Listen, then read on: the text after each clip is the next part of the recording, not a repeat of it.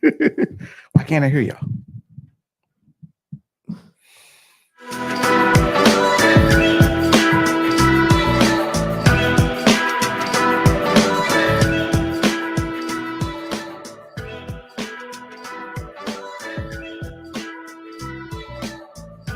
Left-Wing Kingz.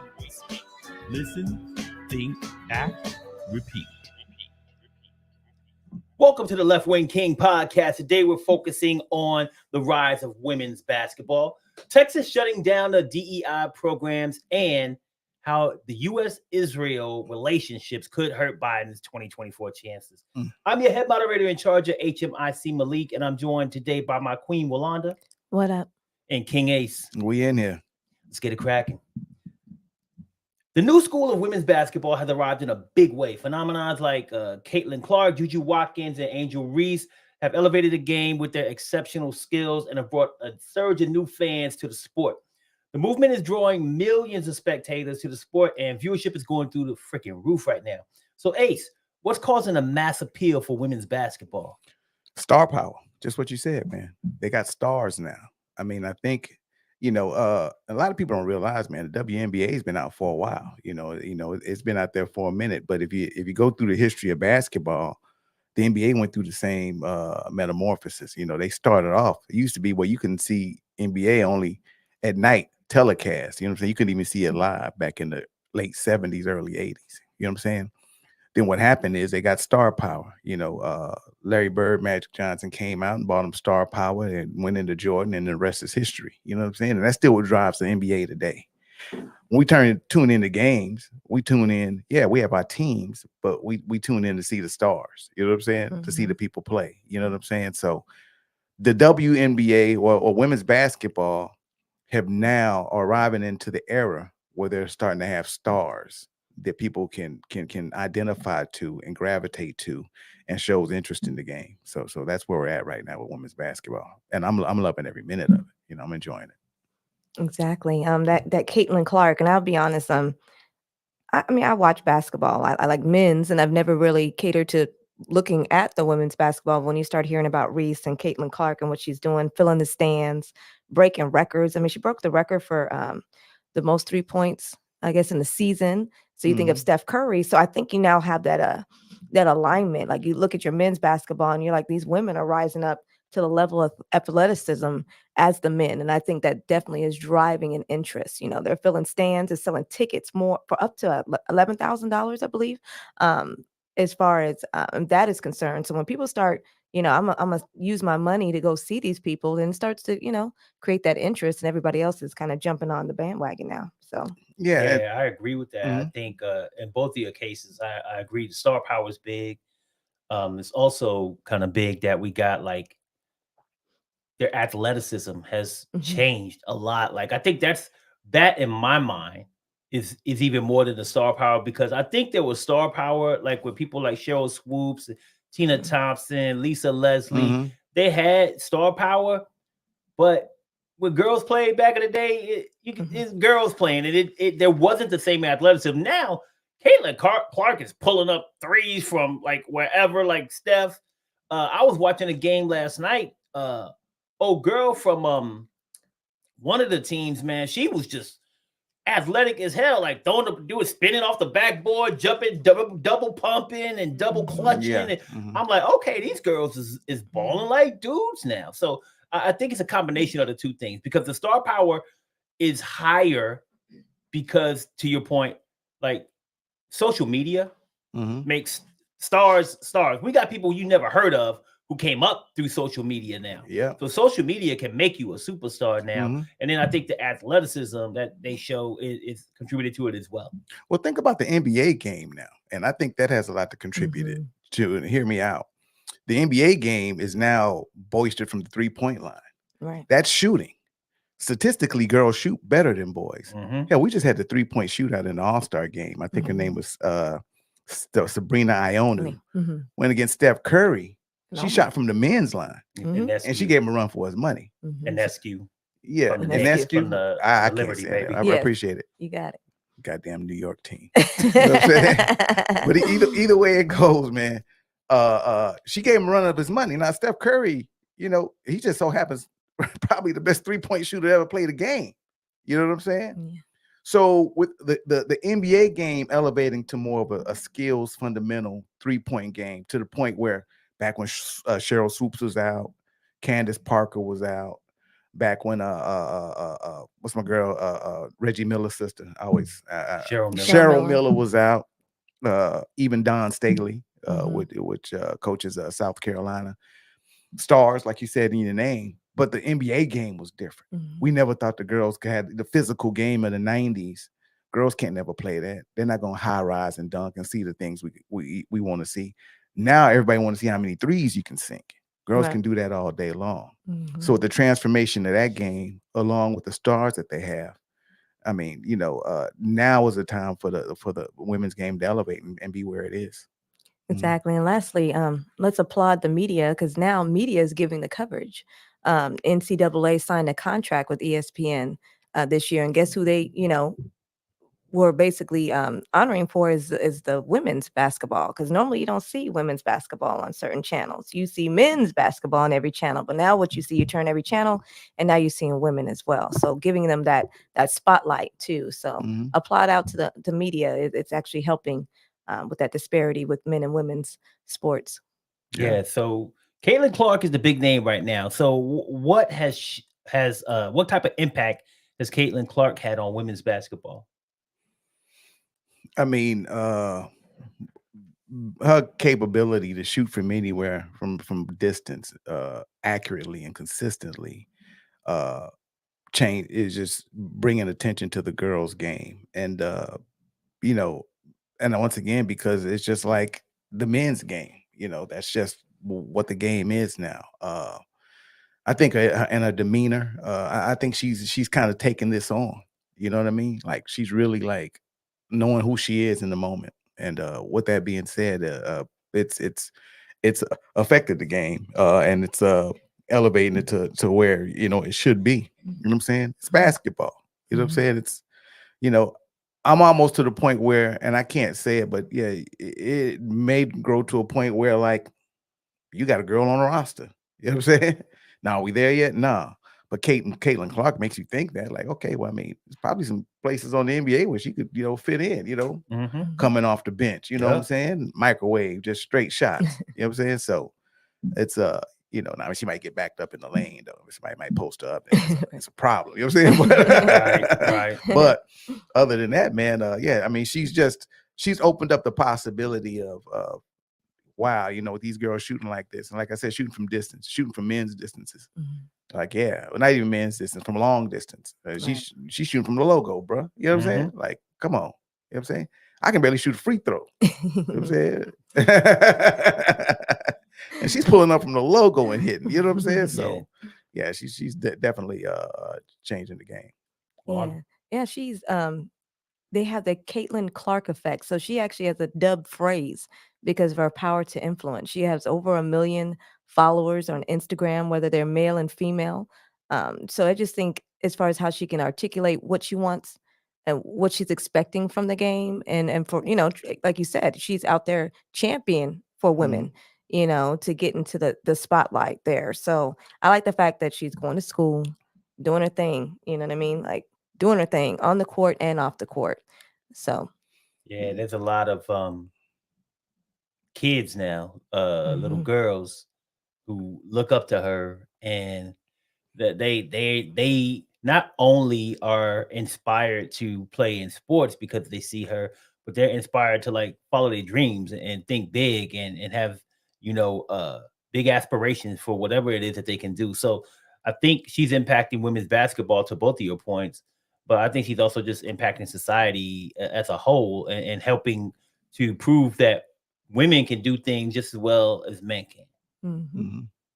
Yeah, yeah, she's doing some powerful things, and she's being a good ambassador to it. Like I said, it's a lot of negativity to shined on here and naysayers and stuff like that, and she's handled it. But I think once again, she notices how this is probably even bigger than her on what she's doing. You know what I'm saying? So I'm just interested in seeing how this goes.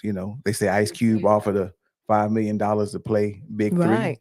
I hope she does that. I hope the WNBA realized they need to play her, so she ain't gotta go to Europe and play and get paid. Mhm. You know what I'm saying? And she can bring some shine to the league, and these women can start getting paid. My argument always, when we used to have the argument about men and women's basketball, was you just don't have to draw. Till you get a Right. LeBron James, Mhm. women aren't gonna get paid as much. I mean, Right. it's an economical thing. It's not really A gender. a gender thing. It's really just that Money. you didn't have to draw. Mhm. More people gonna watch, LeBron James play basketball than they were, Candace Parker. You know what I'm saying? Just facts. Right. Well, I mean, I think they have the draw now, Mhm. Yeah. and part of that draw comes from the rivalry between Caitlin Mhm. and Caitlin Clark and Angel Reese. So, is that good for the game, their rivalry, or That was not? great for the game, I think. Mhm. I mean, like I said, we've seen this story before. We saw the Magic Bird thing, and let's be honest. In the 80s, that caused a racial divide.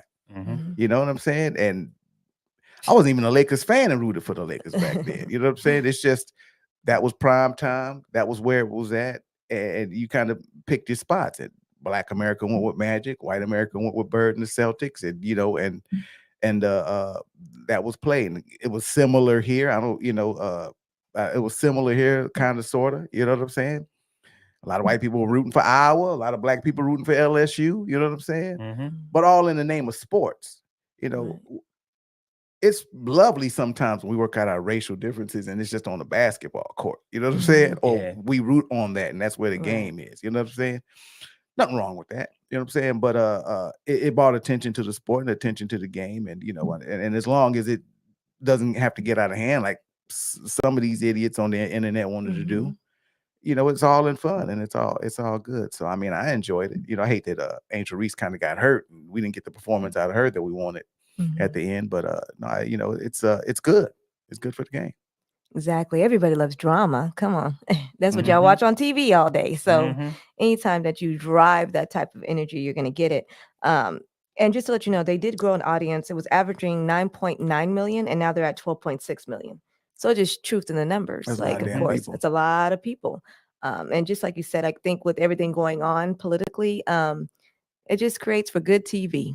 And just to let y'all know, they're actually friends, but it creates for good TV. So, the more drama, the better. More people come out there and watch and want to see what the drama is about. And so it's obviously creating more viewership. And that's the point, to bring attention, to generate more money for these women. Yeah, and I think I think the media kind of helped to push the narrative as Mhm. well. Like as soon as Caitlin Clark did the little hand wave, like In the the ring face. thing, Right. and John then Cena. Angel Reese did the thing right back. It became like an opportunity for the media to say, we got this rivalry now. Let's blow this up. And Mhm. like you said, Ace, I mean, very keen observation. The great white hope in a black sport. You know what I'm saying? Versus Mhm. the black queen, the black Barbie. Yeah. You know what I'm Bayou saying? Barbie. You know what I'm saying? Bayou Barbie versus Mhm. Caitlyn, and then Yeah. they clash in head. It was just like a perfect mix at that time, and people love the story. People Mhm. are it's really helped to blow up the whole women's sports thing, but they have to take like advantage of this momentum and keep it going. Yeah. And I don't know. We'll find out soon. I know I watched last night. I watched both games last night. Mhm. And I'm gonna tell you, I was into both games. I don't know if everybody is going to continue to follow it the same way that they followed Angel Reese versus Caitlin Clark, but maybe just seeing that brought even more people. I don't know. So we'll see. But I think to your point and both of your points, it's good for the game. It's definitely good because to your point, that's how the NBA started to blow up. Yeah. There was a rivalry. Next thing you know, boom, it exploded. Magic Bird. And then they really focus on those things in the NBA. Pistons, Bulls, Mhm. Yeah. Celtics, Lakers. They still try to find that today. They looking. I don't know if it exists today, but they Right looking now. for those two teams that are Mhm. rivals. They always looking for that because that helps to generate interest. Yeah. So Jay versus Holmes. John Jay versus Holmes. Get the hell out of here. Oh, You know wow. what I love about the rivalry is that there is no rivalry with the like button. All you got to do is love it, click it, hug it, and do what you do. And don't forget to subscribe to Left-Wing Kingz. and share our content on all of your social media platforms out there. All right. So let me see if we got any questions real quick. I didn't really see any on there. I see our friend Danielle Hamilton's on the line. You know, she's chilling with us. She says hi, and she says she's proud of us. So thank you, Danielle. Appreciate you, girl. All right. So how can we continue to elevate women's basketball to ensure it receives the recognition that it deserves? Hey man, the NBA, man, those are some smart guys over there, man. And out of a lot of the sports leagues, the NBA knows how to market. And like you said, they've been down this road before. So I want to say that the WNBA is going to find a way. If these two girls get drafted, if that makes sense, and it'd be smart if they do it. It'd be smart if they make these girls millionaires, and find a way to segue that and market it and put it out there. I mean, that's with shoe contracts. Right. That's with, probably rolling on the whole women empowerment thing. Definitely, just getting behind and putting their whole machine of marketing behind it and making it work. And I think that they'll foster the same results if they stay with the momentum, just like you said. If they roll into the women's draft, probably right now and blow that up. If they roll into the season and they blow up the matchups, like you say, they get TV contracts and they get the pub for it. I don't see why it wouldn't happen. Like I said, the NBA this falls right into their wheelhouse. So we should see something come off of it. The only thing that I can see is if the money's not right, one of them goes to Europe or something. They never actually get to play with each other, and it kind of dies down and waiting for that next big momentum to come. But if they go off of what they have now, because the good thing is not only do they have these, they got other people. They got Juju and all them behind them. Boy. Plus, they already have people in the league. Right. So if they can marry that together and make it work and start building some of these rivalries and maybe really pushing toward viewership, because hands down, I'm an Aces fan. That's my team right there. You know what I'm saying? So the Aces has been running things in the WNBA. You know what I'm saying? So if they start building that up, these girls start competing there, and then you start getting all of that going, you got the interest that you need. Plus, it's at a time that we need something to look at on TV anyway. You know what I'm saying? So I'm just excited, man, to see what's going to happen with it. Yeah, definitely agree with the enhanced marketing efforts and promoting these role models, looking at their accomplishments, putting that information out there. The other big thing, and we talk about all the time again, is the disparity between men and women and equal pay in their resources. So just like you said, they will leave if they don't receive their equal pay. They can't stay around here. They want to feed family too, and definitely be compensated for those accomplishments. And I would say the last thing would be investment in the infrastructure and the building, the things that they actually, as far as practice in, you know what I'm saying? They looked at that, the comparison to male and females facilities, let's give them what they're worth. Give them what they're worth. So they've proven themselves. That's a great point. And I wanted to touch on that, like with what challenges still exist in achieving the gender parity in basketball. How do we address it? Like you said, pay is one thing, and facilities and whatever the case may be, but how can they address those things? To Ace's point earlier, in order to pay more, you got to have more endorsements, you got to have more more in your contracts. So what can they do to get that gender parity in basketball? I think corporate America has to partner up with the WNBA just like they do with the NBA. But I think they kind of got that a little bit, but I think the formula of kind of putting an NBA team in certain situations, like some of the locations, you have an NBA team and you have a WNBA team, and they'll kind of piggyback off of that or whatever the case may be. I think that still may work, but then in some situations like the Aces, they went to a location where they didn't have an NBA team. Right. And maybe that's the situation. You could put a team somewhere where there's not an NBA team. You get local businesses and corporations to invest in it. Then you can start meeting some of the monetary demands and the parity for it. You know what I'm saying? Especially if viewership goes up. You know what I'm saying? If they start landing big TV contracts, because now they know that in the NBA, and they're hoping that they're going to have the Angel Reese, Caitlin Clark rivalries going on. You know what I'm saying? A lot that worked with Magic and Bird is both their teams went to the championship every year. You know what I'm saying? But if Caitlin Clark get on a team that ain't never gonna win no championship, or Angel Reese, the other one, Right. you're never gonna have those rivalries to kind of build up and get the interest in it. You know, so to they're going to have to do things to generate the income so they can meet the financial differences and disparities in it, so they can go out and get the practice facilities built, they can get the private jets and stuff like that. But the demand has to come. And that's just being realistic about it. You know, it's not like they're drawing as much money and they're not getting paid what they're worth, but they're doing the same load. Simple fact is, if you were to compare them to an NBA game to a WNBA game, they're not there yet, you know, in draw. So until they get there, you can't really see where the salaries are going to be different. Now you may have one or two now, like Caitlin Clark or Angel Reese, because they are the people that have similar or similar salaries like NBA players, but it's not going to be, you know, league wide, not yet. You know what I'm saying? Not until they catch up. Right. And I think what the answer is to that is breaking the barriers of those biases and perceptions of women's athleticism and their draw to the entertainment. So we have to look at, why are they not getting paid? So if we break those perceptions that they're not as athletic as men, and as we see, these games are very, very entertaining once you watch them. So I think we need to first tackle that part, is just breaking the perception that they're just not as athletic or they don't have the ability to be entertaining, which we all see that's not true. Yeah. So I will add to both of those points because I think that they're very valid. But when I start to think about, like you said, athleticism and, you know, proving that they're athletic, well, example, they don't always have to have everything the same to prove that they're athletic. So what I mean by that is this: in baseball, the men's mound is further back. The men throw the ball overhand. In softball, where women play, the mound is closer. They pitch underhand, right? They do things different because of their gender.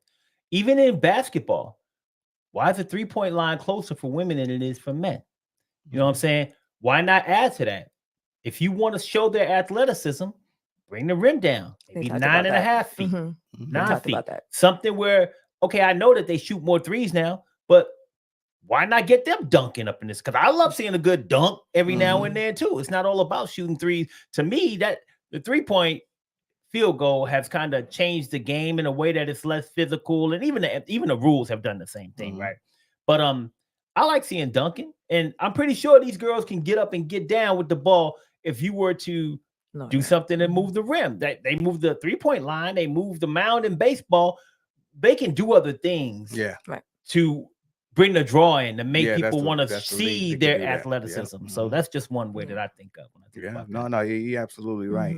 And I'm thinking almost the opposite way on it. Let's move the 3-point line out. Let's eliminate the whatever the line is now. These girls are shooting from there anyway. You know what I'm saying? Right. And we already saw in the All-Star game that, hey, you know, she can hang. Right. Well, not even she can hang. She can hang. You know, statistics show you girls shoot better from distance. Right. They just do. You know what I'm saying? That's just what it is. And with the game being what it is, put it out there. Hell, you know, put a 4-point shot in there. I don't know. Yeah. Something. But there, you know, hands down, and the backup what Malik's saying is things that the league can do to make the game different, make the game exciting, that's outside of what the players can do. You know. But I think they have what they need right now to go with the momentum and make those changes to make it work. So yeah, you know, like I said, once again, I'm just excited to see where they're going to go with it. You know, definitely. Yeah, I'm excited to see where they're going to go with it too. I think it's a big opportunity for them, but I'm not excited about Texas and this DEI program. Getting on my damn nerves, Texas. You're getting on my damn nerves. So the impact of Texas Senate Bill 17, which bans diversity, equity, and inclusion programs on state college campuses, is being felt at the University of Texas at Austin. As part of the fallout from the bill, UT plans to lay off dozens of employees in DEI-related positions. So, Walanda, what is DEI and why is DEI important? Okay. And I'm going to read this definition real slowly for everybody to understand. So please hear the emphasis on what it is and what it's not. So DEI stands for diversity, equity, and inclusion. It represents a set of principles and practices aimed at creating environments where all individuals are valued, respected, and provided with equitable opportunities. Okay. Diversity encompasses the range of human differences, including, of course, but not limited to race, ethnicity, gender, sexual orientation, socioeconomic status, age, ability, religion, and nationality. And then equity involves ensuring fair treatment, access, and advanced opportunities for all individuals. What you did not hear me say, it is regarding job employment or receiving a job based on your race versus merit, which is basically what everybody talks about every time they hear DEI. There is nowhere in that definition, nowhere at all. And the emphasis is on all individuals. So DEI impacts everyone, not of people of various race, gender, whether regardless of their sexual orientation, once again. So we're talking about everyone, not the select few of what people think DEI is. So why is it important? Because it's inclusive of everyone. So it's a benefit to everybody to understand the differences that we all share and treat everyone the same way.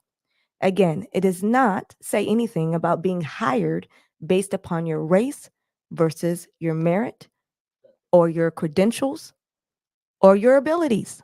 So I really just want to emphasize that because it's really frustrating me because that's the first thing that people do is think it's about minorities, and it is not. Okay. Hey, check it out, man. When Rolanda get the bat in them eyelashes, that shit is important, man. You know, when them eyelashes get to going up and down like that, it's real. And this is really close to her heart. Yeah. You know what I don't understand? Diversity, equity, inclusion. Those are just three good words. I don't understand why it's a problem. Here's my take on it is why do we even need a program or something that says diversity, equity, and inclusion? You know that we know why. There has to be somebody who does not need that, right? There's somebody that they don't need that, don't want that at all, but don't need it. Like they're already included. Because I have to make this so I can be included, right? That's why that is here. And we talk about merit, man, boy. This is a good one. I like to hear this. Well, I want things based on merit. Well, shit, if things is based on merit, then we wouldn't have this problem. We would need this program if it was just based on merit. Exactly. That's the problem. Things aren't based on merit. If we don't have a something to say, hold them up. You guys aren't basing this on merit, so we need to be included. This needs to be equal, and y'all need to make sure that it's more than just one type of people around getting hired or you said not even hired, but getting all the benefits or privileges or whatever. That's all this is basically saying, and it's there for a reason because history, which I don't want us to know, proves otherwise. Yes, sir. And we're talking about Texas, so let's keep it there. And we all know how things roll in Texas, and Texas being a blood red state, and who the governor is, who the senator is, and why they're fighting these type of programs and shutting things down here to make sure people aren't included and it ain't equal. It's like I said, it's frustrating that in 2024 we're going back to 1964. Yes, sir. And that's basically what we're saying is, hey, you know what? We don't like that there's an even playing field now. We want to go back to when it wasn't. That's called Make America Great Again. You know what I'm saying? Right. So we want an even playing field. So I'm with Rolanda. You know what I'm saying? I'm batting my eyebrows too. I just don't have the eyelashes to show it off or emphasize it. But yeah. Hey man, I'm feeling the same way. I'm gonna say, like, for me, when I think of DEI and what it does, besides making sure that the playing field is level, like you said, and besides making sure that people are hired based on their merit, like you said, it's also about acknowledging and understanding the people who you work with. Yeah. Right. So that you understand their culture, you understand who they are, you understand where they come from. Understanding other people is a great thing. It helps you be able to treat people fairly. It helps you be able to navigate your relationships better because you understand people. There are programs out there in many corporations and universities here in Texas which focus on Hispanic culture, which focus on Asian Pan American and Asian Pacific people, indigenous people, African Americans, Irish, German. We got whole neighborhoods here. What is it? New Braunfels. Yeah. That's a German. New Braunfels. This comes from a place in Germany, Braunfels. I Mhm. mean, New Braunfels. I mean, all of these, there is culture all around us in the places where we work, and there are different types of people, and celebrating and understanding them is part of DEI too. And people neglect that part of it because they want to focus on what they think it is, where they think that people are getting jobs just because they're black. And that's not what it is at all. So Exactly. DI efforts are implemented across various sectors: your education, your communities, like you said, your workplace, organizations, and it's to foster and promote social justice, equality, and mutual respect. yeah, There is nothing negative about anything I just said, and if it is, I'm sorry. we need more of those things. We need Yes. more mutual respect. And I'll give an example of that. I have, I work with various children, right? So, example of that is in some of my Asian students, when they talk to you at a teacher was kind of agitated. Let's say I want you to look at me in my eyes when I'm talking to you. They don't look at you in their eyes, but if you knew their culture, you would understand they're going to put their head down. Yeah, if you look at Because they- Shogun, right? know, I'm like, because they respect you. They don't look at you in your eyes. That is part of their culture. Those are the things, the nuances of people that you need to understand. And just why I'm saying that once again, because people don't understand people's culture or differences. And that's what a DEI program is supposed to help with. And there's nothing negative about anything that deals with diversity, equity, and inclusion. So those are three positive you words. talked about what it's supposed to help with. So Mhm. what is Senate Bill 17, and why is it how does it impact in those programs, and why are they trying to shut them down? Well, basically, Senate Bill 17, which is a bill, which is a law now. Texas bill, So a right? Texas bill, correct? Thank you, Abbott. Yeah. Yes, it is Abbott. Just to let y'all know, yes, that who you voted for. It's under this law, public institutions of higher education, cannot engage in diversity, equity, and inclusion activities. In 2023, Abbott signed that bill into law, and it also affects or prohibits mandatory diversity training. So that's where it comes into the workplace. So you can't mandatorily have any type of diversity training in your workplace. It has to be voluntary. Do you want to Yes. learn about? Do you want to? And then if you notice, it's only in higher institutions. So again, if you're a public educator, you can still have that policy. Because just think about it. If I have a school, how would it negatively or positively impact our community, our organization, if we didn't encourage that we should accept others? Sorry, public education, you have different shades that come into your schools, different religious backgrounds. Same thing, whether you want to admit to it or not, sexual orientations at this time. So why would you not put that? It didn't do in all institutions, just higher education. So what message are you sending? And think about how it helps, like to your point, it is a message of acceptance of others, different people. Well, you're trying to stop fighting in the schools. You're trying to stop bullying in the schools. Right. So to me, a message of acceptance only helps to solidify those other things that you're supposed to be trying to do. Like have peace in the school. And what acceptance helps with peace. Right. And what do schools do?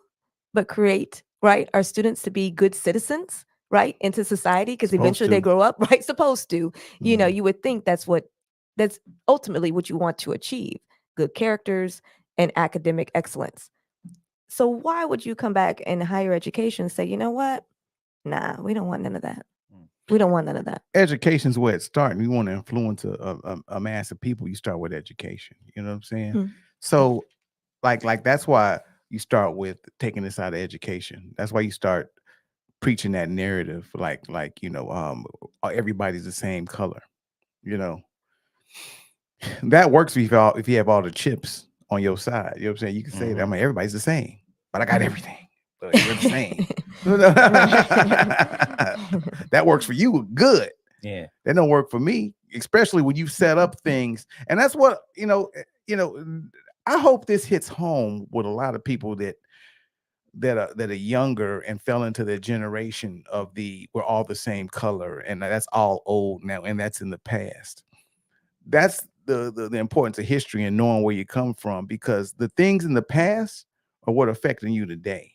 You know what I'm saying? And if you don't know about them, don't understand them, and somebody says, "Hey, everything's hunky dory," even though we got all these laws on the books and all these things going on that that still affect your life to this day.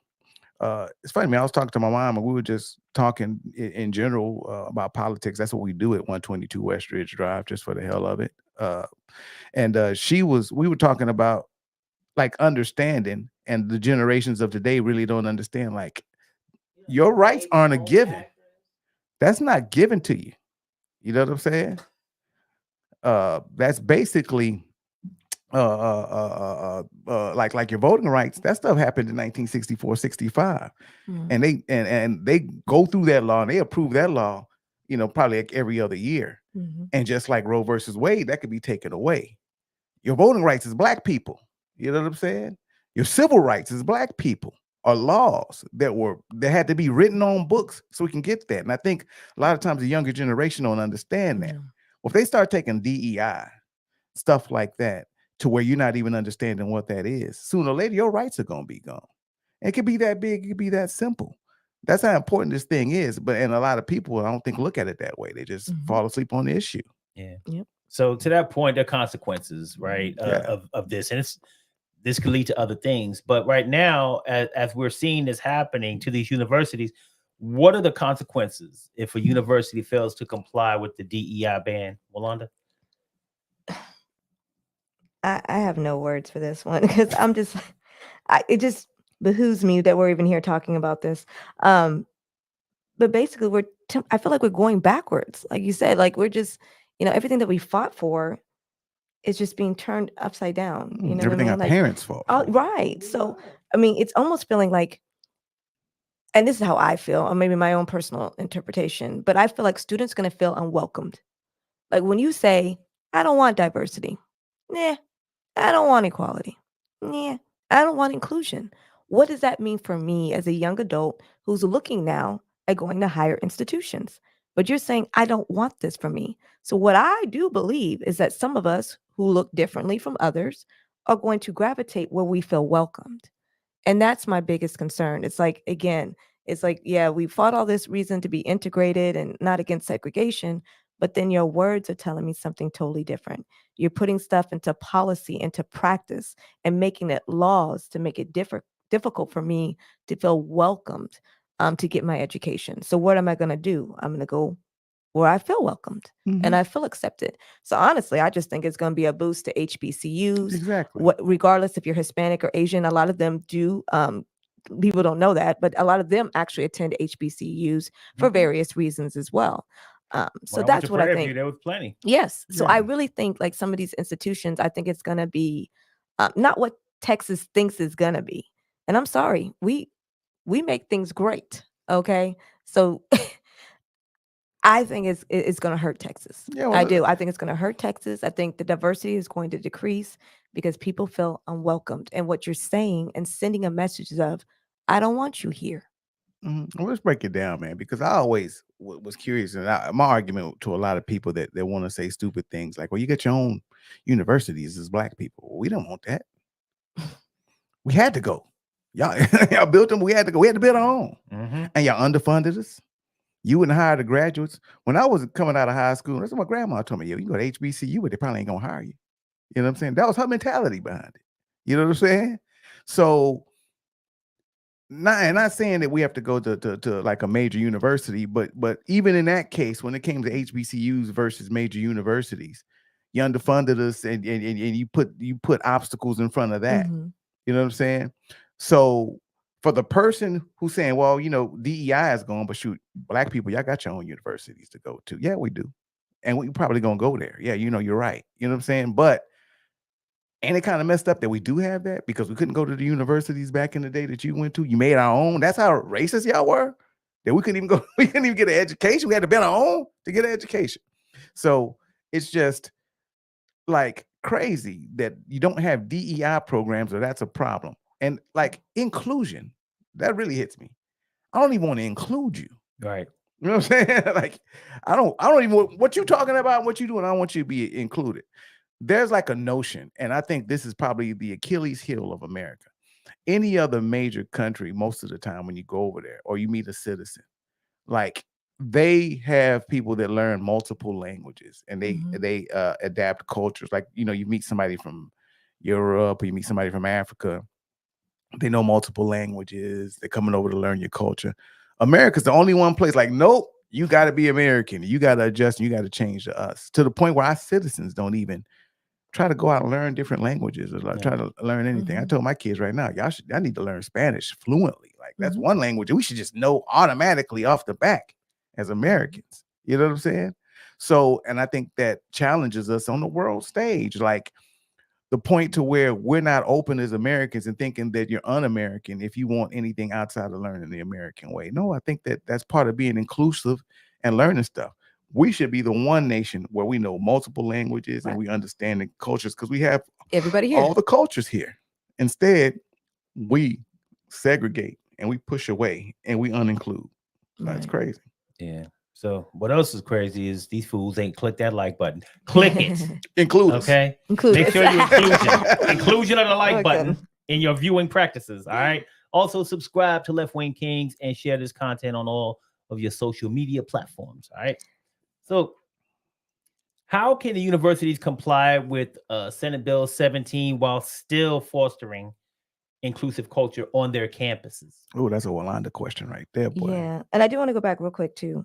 Do you know research funding from federal governments comes from programs that encourage diversity? So that's also going to be another thing that's going to hurt them too, is their funding.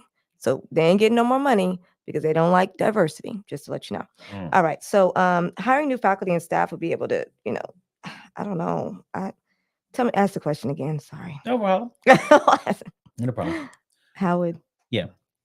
How can universities comply with Senate Bill 17 while still fostering inclusive campus culture? So now that we don't have this House bill, I mean, they basically are told they can't have a DEI program, but what can they do to, you know, still be inclusive to other cultures? That's probably why I didn't write it down, because it was hard for me to answer. Basically, I mean, you got to model and share stories. You got to make sure that you're representing still, you know, including these students. So it's going to be real difficult for them, because I don't know how you navigate through that, because it's almost like you can't use those particular words to do so. So I think they're going to have I think it's going to be very challenging. I mean, you don't have to use that term itself, but some of the practices. So just make sure, you know, you are getting the best of the best that you can. Again, students can't really write about, they can still write, I guess, in their essays about their upbringing, and they can mention race and ethnicity in those. But I think it's just going to be really difficult to make sure that your college is representing and encouraging all diversity, you know, as far as encouraging all students to apply. Well, yeah, I think it's gonna be hard for them a little bit. Let me think about it. Like, they can still have clubs and organizations, right? Yes. So, you know, they can do that. So I mean, and this is me just playing devil's advocate. I mean, but I went to college in the 90s. You know, if somebody had a Middle Eastern club or whatever, I didn't join that. I wasn't part of that. You know what I'm saying? I wasn't learning anything. You know, more likely, you know, it's more tribal. You know what I'm saying? I hung out with all the black people. They hung out with all the Middle Eastern people. There wasn't really a meeting point unless football game or something like that. So schools still have that capability, I guess, to have clubs and organizations. And I guess you could have a DEI organization, but you don't have any administration that's fostering that culture. Yeah, I guess the students could create their own clubs, but the school can't be associated with it. Exactly. And so with that being said, that kind of, and when it comes to, you know, that's the students, but let's say the administration, when it comes to jobs or things that need to happen around there, or even just a community of diversity, equity, and inclusion, there's nothing there to kind of foster that culture, you know. So it makes it difficult. People have to do it themselves.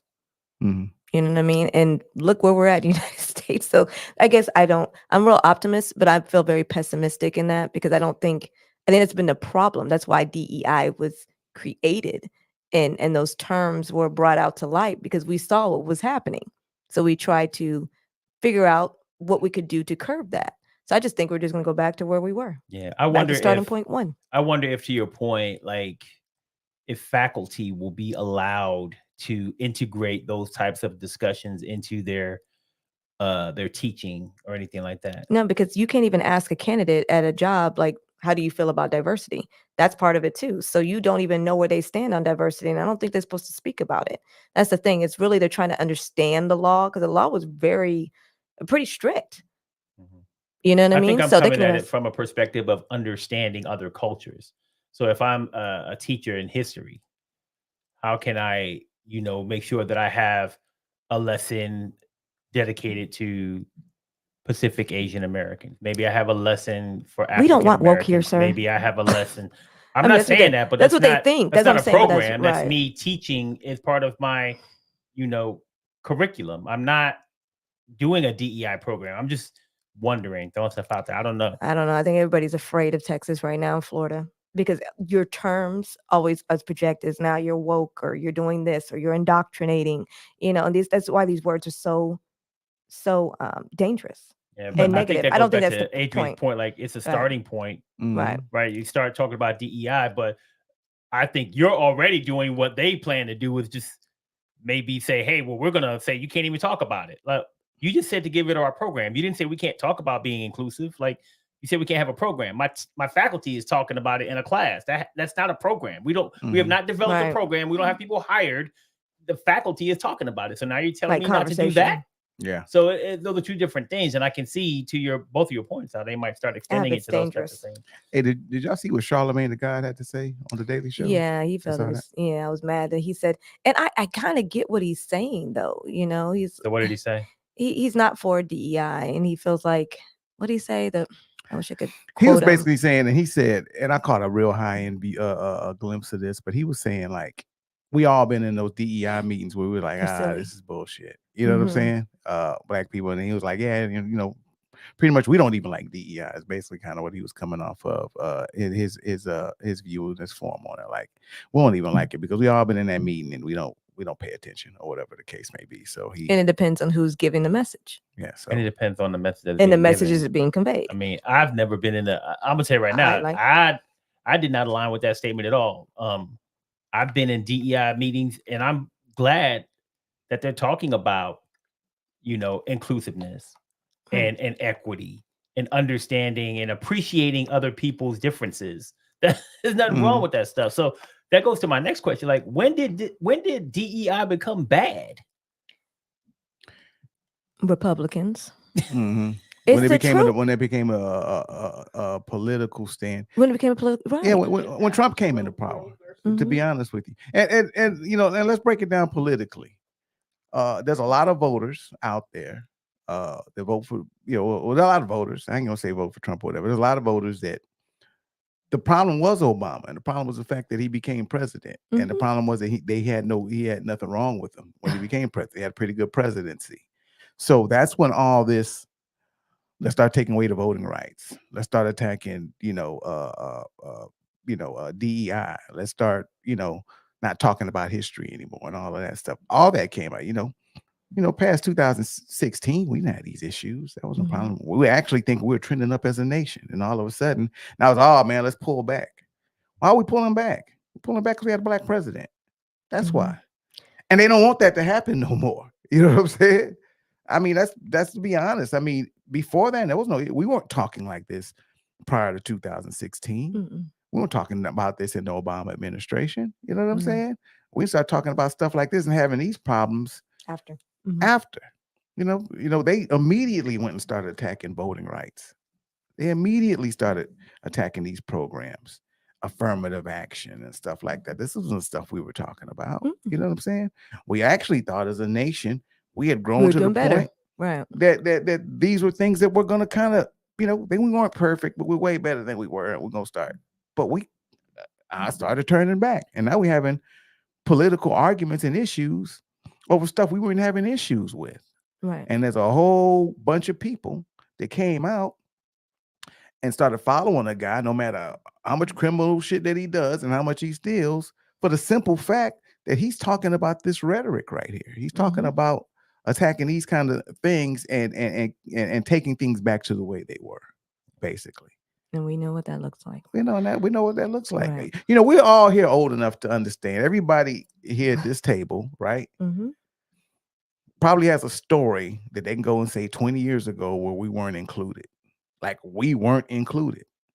Like right now, I never wore dreads in my head because I knew I couldn't get a job wearing dreads. That wasn't part of the thing. Yeah, I couldn't show up to no job interview with no dreads in my head back in the 90s. Not in Texas. You might could have did it in New York or somewhere. And I hear. Because that culture wasn't included. You see what I'm saying? So we all got those stories. We all know what it feels like or what it looks like. Now, the newer generation that's able to wear their hair and do what Right. they want to do, they think that's the way shit was. It wasn't like that a short time ago. And they're trying to take it back to that. So when these kids start showing up, the ones that are confused and don't want to vote and think everything's hunky-dory and we're all the same color, and they start finding out, well, you know what? Sister girl, you don't look right in that uniform. So we're going to change the dress code. Now you're in dress code violation. A lot of sisters came up and will be in business attire and get sent home because they didn't look right or they didn't this and that. They can't help their body shape. That's what it is.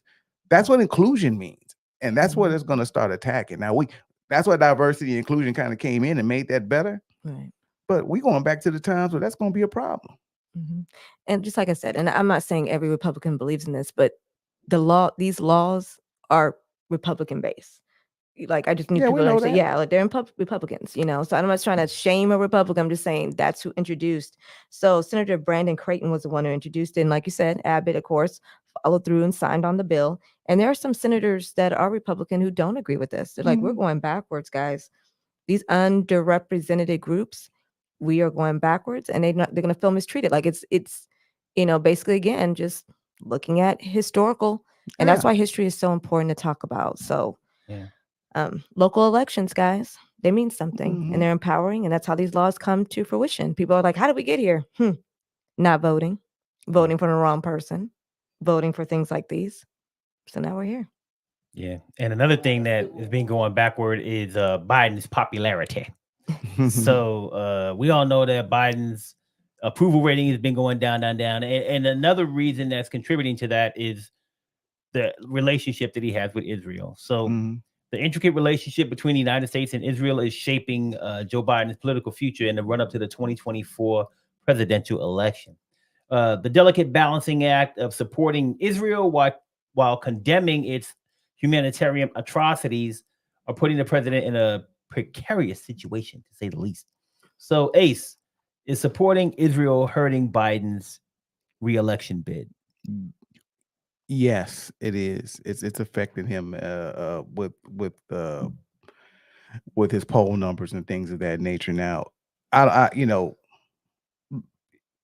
incumbents always have low approval ratings when they're the election year. They're always the ones that kind of be held responsible of what's going on with the country, and that's always a challenge going into a second election. So let's kind of be real with those poll numbers. But Israel has got Biden across the barrel, Netanyahu, and because of what they're doing, and because of their world stage, and because they're just having they're causing a humanitarian issue with this war that they're causing, and it's hurting him a little bit more than it's probably hurting Trump, because he's the guy in the office right now. Americans hold him responsible with the policies that we have set in place. Now, to his credibility, he kind of inherited that, and that's kind of what he's working with, what he has, and America's had an ongoing relationship with Israel that he has to kind of live by. But they're being reckless, and it's affecting him when it comes to the election. The death of these world kitchen workers is really big, and it's really bad for a lot of reasons. Not because it was just an accident and the bomb just went astray and hit them. It's because it was a targeted, converted mission to go out and hit these specific trucks. Be it an intelligence problem or whatever the case may be, they wipe these people out. You know what I'm saying? And these are people out just trying to feed people in Palestine, which already Palestine, who's lost 30,000 plus people in this war and in this conflict, because Israel just went ham on them, man. They didn't just went down and just, relentlessly went down on these people and are killing a lot of people and don't really have any justification for it. Our hearts all go out to Israel. What happened on October the 7th? We Definitely. understand what happened with that, man. That was tragic and that's ugly. But man, like we don't see no end of it. And right now, y'all are going to the point where anybody over there is dying. Like, you got to stop that. And the problem is, when you kind of look into it, and I kind of researched it, is Netanyahu is influenced by a lot of pro-right, racist Israelites over there. They have no regard to Muslim or Palestinian life. Mm-hmm. So that's why they're going over there, because politically he's kind of being held over the barrel. But the thing with that is, he may be one of them. You know what I'm saying? So it's ugly. It affects them. It's people over here that are definitely going to look at that and make a decision for it. And I don't want to get too much into American politics and my thoughts on that. But it's affecting him more than it's affecting Trump, because he's the incoming president. Definitely agree. Our younger voters, which I'm proud of them, I think they're more empathetic to situations, so they see over 30,000 people being killed. And again, our hearts go out to what happened October 7th, but we were going after Hamas and not every Palestinian child and mother and father. And that's what they have to realize. And so when you see all these numbers, and like you said, people trying to help and now they're getting blown up, just innocents being killed, I think they're very empathetic to that. And they feel like our president's doing nothing to stop it. So they're like, I'm not voting for maybe this one over here, but I'm definitely not going to support you either, because I don't agree with any type of genocide that may be happening. Yeah. So with all of the atrocities, genocide, everything that's going down, we all know it's bad, but the U.S. is still supporting Israel. They just sent another package over there to them, money, funds, and weapons. So why does the United States support Israel, Wanda? The historical and strategic, political, and cultural differences. So we have historical ties to them. I think since 1948, that's when they got their independence. So we've been riding. We share democratic views together. So we're aligned in that perspective, whatever that looks like. Strong, strong alliance there, right? The strategic partnership, like I said, being in Middle East, that's our ally. Ain't nobody gonna mess. Right. So it's money. Regional stability in that. So promote stability in the U.S., counterbalance other regional threats.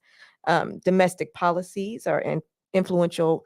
They have that, which I didn't know. I did know that there's like a super PAC, which is called the American Israel Public Affairs Committee. And that contributes to a lot of things that are happening. So they're kind of like their super PAC. It tells them what to do. Like, you're going to do this, you're going to do that. So a lot of that influence. And the biggest one to me is on a lower level, but the Holocaust remembrance. I know, I was going to say that. We are not going to forget about the Holocaust. We don't talk about slavery, but we are going to talk about the Holocaust every single day. So the memory of the Holocaust and the desire to prevent future atrocities, and it is an atrocity, but they are not, that is something that's inbred, and you're going to remember, and you're not going to repeat, and you're going to love us, and you're going to support us, because what happened to us was an atrocity. And that's what they do. So it's quite a few reasons. It's really complex in nature, but that's where we're at. Yeah, it's crazy that the descendants of the Holocaust are the ones causing this war right now and causing all the humanitarian efforts over there. But I don't blame the Israelite people. Don't think that's coming from them. I think it's from the administration there.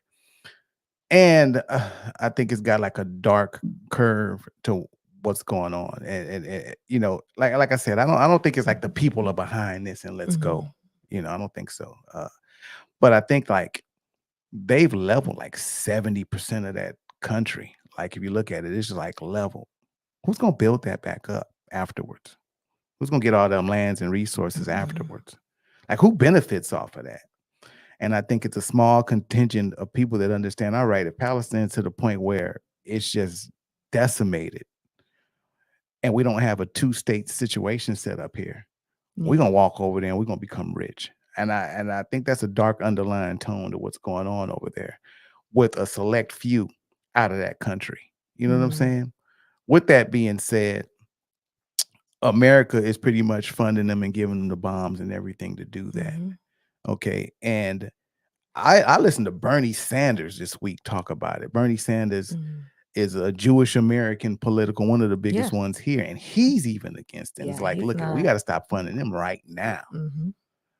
That's the point we got to put across there. And I think easier said than done when it comes to Biden. Yeah, you know, you can say you're going to do that, but you have to play the political game. Hopefully we get to that point. But yeah, we have to do something as Americans. Like, they're not even letting food trucks in over there. You know what I'm saying? Like, what are y'all doing? Using food as a weapon? Once again, these are from Holocaust survivors that went through being starved to death. Yeah, and hiding. went through all of this. I don't think they want that either. But yeah, but I don't like I said, I really don't feel that the people are like just that much against I think they're just against what's going on that we are. Yeah. So I don't want to pretend like I'm a historian here, because I don't know the answer to this. But if anybody out there online, Tina, anybody who wants to look this up, help me out with this, because I want to make sure that we're being accurate when we say that Israel has Holocaust survivors, because Israel is a Middle Eastern country that I'm pretty sure, I don't know the answer to this, but I want to make sure. There are Christians there, there are Jewish people there, there are all kinds of people there. But during World War II, Hitler in Germany was taking Jewish people from European countries and putting them into concentration camps and killing them. Hitler didn't go to Israel. They didn't go to the Middle East and attack the Middle East. So I want to make sure that when we say, hey, we're talking about Holocaust survivors, I don't know if people in Israel are Holocaust survivors or not. But like I said, I don't know the answer to that. I just want to make sure that when we say that, we're being accurate. Well, I'm not sure. Yeah, after World War II, what happened is the UN created Israel. That's part of the argument right now, or the fight that they've been having for years. They created Israel specifically for a lot of those Holocaust survivors and to then go they to. Went there. That's what I thought too. That they, if they went there, migrated there. That's why thank you for that. Have a larger Jewish population. And but in the 40s, and then I just wanted to make sure. Because all that land used to be British owned, and the British kind of took over. And then after that, we kind of jumped into it. Appreciate that context, because I had no idea about that piece. I saw the documentary. So, okay then. So what can the United States do to stop Israel from doing all of this? Stop funding them. I mean, that's the first thing. Stop funding them. As much as, like, we can't just say, man, we through with them. We can't do that, because we already know what that's going to be. But we have to stop. We have to stop until they start having a conscious humanitarian effort to save those people. And they got to just say, you know, they maybe approach this thing wrong. Look, I think they've done damage that they're not going to have to be able to fix for 100 years, man. I mean, they've killed generations. They've had people's babies die and uncles die and all of that stuff with people that had nothing to do with what happened over there. You know what I'm saying? So I don't know how they repair that or do anything with that. But until they start letting people in there get food, and they're conscious of that, and maybe understand that, you know, unfortunately, how they're fighting Hamas may not be the right way. Then the best thing we can do is say, hey, look, man, we can't fund this until you figure out what's going on. We can't send you no more bombs. We can't do whatever. We can't back you on this one. Right. Till we do that, man. I mean, I don't see anything. Like, you know, you got to let them trucks in. And you know what? I know Hamas. They some sneaky son of a bitches. They probably gonna be moving in and doing whatever. You got to fight that covertly, man. You got to fight that with special forces. You know, I don't see how bombing an apartment building is hurting Hamas. Right. Yeah, they're hiding in it. Yeah, they got tunnels. They got this and that. But blowing up an apartment building full of people and doing this and doing that, and like, of course they're hiding within the thing. But that's why you have, you know, we have warfare specifically for that. Right. It's called covert. It's called spies. It's a longer war. It's a harder war. But they have ways that they can covertly go there and get amongst the population and try to fight Hamas or whatever. Yeah. Or you might fight them financially. Find out who's financing them. You cut their money off that way. Yeah. You know what I'm saying? But you got to be smarter. It's other than driving and flying planes over and bombing people and keeping food out of that and all of that. That's crazy. Yeah. I said the same thing. Ensuring aid is getting to Gaza, condemning the abuse of human rights that's happening to them. And I know you got to still fund them some kind of way. I get that part, but like diminishing how much weapons and make sure we are focusing on Hamas and not the whole all of Gaza, because we know that that's just not the case. They're not everywhere, We've had our own atrocities in the United States, and I was thinking, what if Oh we yeah, acted like that? we did. 9/11. But we got ourselves together and realized we cannot you can't hate all Muslims didn't do this. All white people didn't do what they did to black people. Can you Right. imagine we were uprise and just start, I hate everybody? You can't be like that. Mhm. And I feel like we are doing a disservice and we're communicating a totally different message because we're not doing that in our own country. And we know racism's alive and well, but we ain't going around killing racists. You know what I mean? Like Yeah. you can't do that. And it's not everybody. It is a small port. I don't know how big Hamas is, and I'm sure they've wiped out with 30,000. You had to have wiped out some of them, But I just think they need to remember why we are there. What was the purpose? And have we gone too far in certain situations? And I get they need to start talking about their hostages. Let's talk about that. Let's have some communication so we Yeah. can get back and move forward. I think that you are both 100% correct. I mean, first and foremost, communication is key. We have to help them, maybe mediate, have some Right. open lines of communication between Hamas and Israel with us as the mediators. I think that might help. Also, to your point about you don't have to keep fighting it the same way. Fight your war differently. Mhm. Like, and I understand there's risk involved with not dropping bombs, because for Israel, hey, we could drop bombs on them from far away or drones, and none of our troops are in danger, and we can just blow up whatever we want. But that's the problem. They have to be more either covert or they have to be more specific and laser focused on what they're trying to do by sending in troops. To me, hey, we're not going to give you no more bombs, but we're still going to help you. We're going to give you like strategic information on where you need to go, but you're going to send troops there and get Yeah. specific people. You're not going to, you're going to go in there with eyes on the situation. You see a lady holding a baby, you're not going to shoot her. You're going to keep going down the hallway, tell that lady to move. You know what I'm saying? Like, Mhm. we can fight it differently, and we can provide them strategic information, intelligence, whatever they need to help them get their troops as safe as possible to Hamas and Mhm. take them out instead of just bombing stuff. If you know there's a tunnel in a building, you're going to blow up that, send some troops there. Mhm. Send them into the building, right? We need to encourage them to do it differently by either giving them the support they need to do it differently or just taking the bombs away and saying, you ain't got no more bombs from us, bro, because y'all blowing up regular people. So we'll still help you, but we're going to help you in a different way. Yeah, I mean, America, like, we're not one to talk, man. In the Iraqi war and all that, we blew up hospitals and we did a lot of wrong things and created. I think we created like some ISIS and situations, ISIS X, and people in Syria were fighting. I mean, I think we prolonged a lot of things or stretched things out because we overreacted to what happened in 9/11. And not saying that we shouldn't have reacted at all. I was 100% with it. Hell, I got emotional behind it. You know what I'm saying? But the thing is when you look at it in hindsight, and this is what we kind of told Israel, we could have went a better way about doing it without now. Well, we had an issue with one terrorist cell. We've created many now. You know what I'm saying? Like, how many people right now in Palestine are like, yo, I don't care what's going on after this. I do not like Israel. I'm gonna join Hamas, whoever the hell, and I'm ready to put my life on. And they may be somebody who's, a young person. Now you've created a whole nother generation of people who don't like angry. you, and it's going, and now that conflict is gonna go on. You didn't make things better at all. You know what I'm saying? And on top of it, they hungry and starving, and they had to watch people starve and do all of that, man. You can just only imagine the feelings against that country. So, like, something's got to change, man. You know what I'm saying? Yeah. Even if you want to get things to even be better, something's got to change. And I can't see people how they don't understand that, or they're just that they just that don't have that compassion for people to the point where they're okay to seeing that happen, man. You know what I'm saying? So, what I don't understand is why you ain't clicked that like button yet. I know he's waiting on me to stop talking. I sure was, so I can say click it. I'm Subscribe to Left-Wing Kingz, and also make sure that you share this content on all your social media platforms out there. So we got a few comments in the world of YouTube. We got Danielle Hamilton. What's up, Danny Sangs? She says, I want to do a performance show dedicated to getting people out to vote. And we got your back on that one. I like that idea because it's almost voting time. Yeah. We got Pastor V, Vincent Robinson, in the building. He says the European Jews that claim the land they truly don't own, but claim it. It goes deep.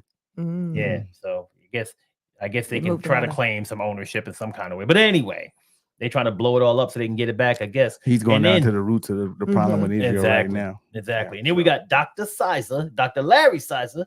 What's up, Dr. Sizer? He says, Israel managed to create 2 generations of people who will be living to kill them. Yeah. Yes. They show us That's what you were talking about. Yeah. Like you created anger now. Ooh, and it's gonna run deep because they've seen. They already had issues. Yes, Now, I mean, now it's deep. Yeah. So how can Biden advocate for peace while still supporting Israel and maintaining an alliance with Israel? How can he walk both sides of the fence? peace.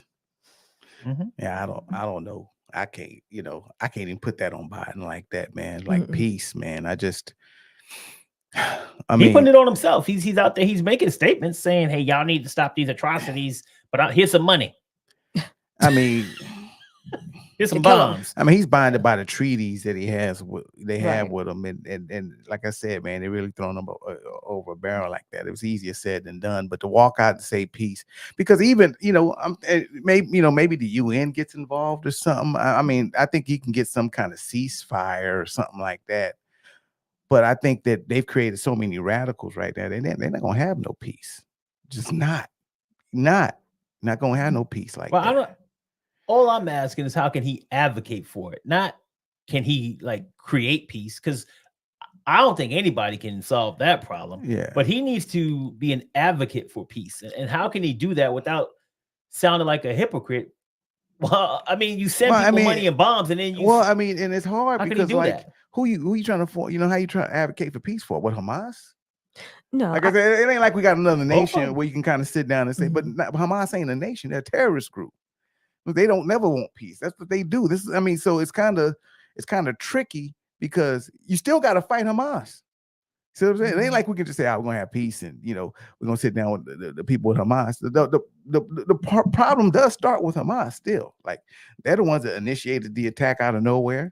They're the ones that actually it takes 2 to tango, though. No, but they started it because they have a platform. Honestly, this is their platform to do. This is what they do. They go out and attack and do and implicate and do all of this stuff to get these wars started. But so it's not like you're gonna sit down with Hamas and Hamas is gonna be. Why not?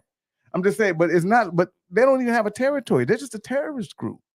You know what I'm saying?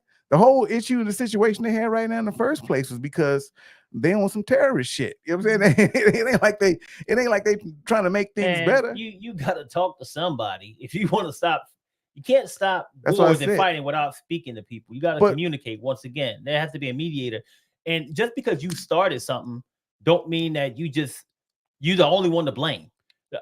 Israel is taking this shit to a whole nother level. Yeah. Like you said, they're creating people that are going to hate them. They are indiscriminately bombing people from the country that had nothing to do with it and killing their families. They have some responsibility here. Yeah, it's not all no, definitely. Just because they started it, don't mean that they to blame for everything that's happening now. Yeah, but and that's where someone has to come in and say, look, I don't care what you are, a terrorist group, the Klan, whatever. We need to stop this. Let's talk. Let's do something. What do you want? Like, I mean, they might not get what they want, but there's something they want. The Taliban wants something. Every group wants something. They might not get it, but. Yeah, no, and I get that, and that's why I said you said peace, and that's why I said. But I'm saying that's why I said it has to be a ceasefire because I don't think Hamas is going for peace. You know what I'm saying? Like you got to stop killing people. It's kind of like we talked about the Haitian gangs. Like there has to be something they want, something that will end their activity. They do want peace at some point, but I'm pretty sure if they ran Palestine, if they were in charge of Palestine, but if they do now. If they are not as a terrorist group, if they were the government, if they were in power and all of that, not from a terrorist perspective, but if they had their person as the president or whatever damn ruler they have, they wouldn't want to be fighting anybody right now because they have everything.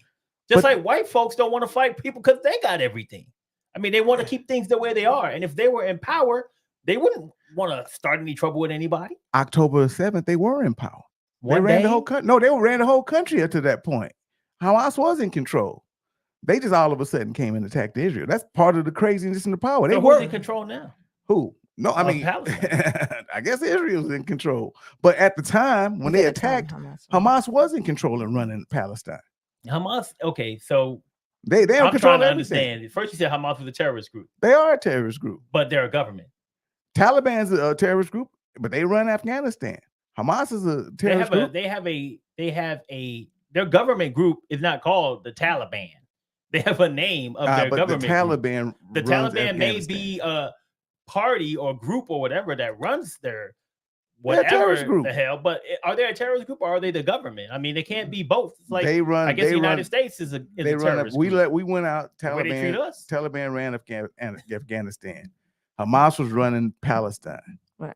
That's what happened. They attacked on October the 7th. And that was the issue. The people that attacked looked like some motherfuckers from across the street. Okay. And that's they Hamas. had on polo shirts. Yeah. AK-47. So you telling me that's the government of Palestine?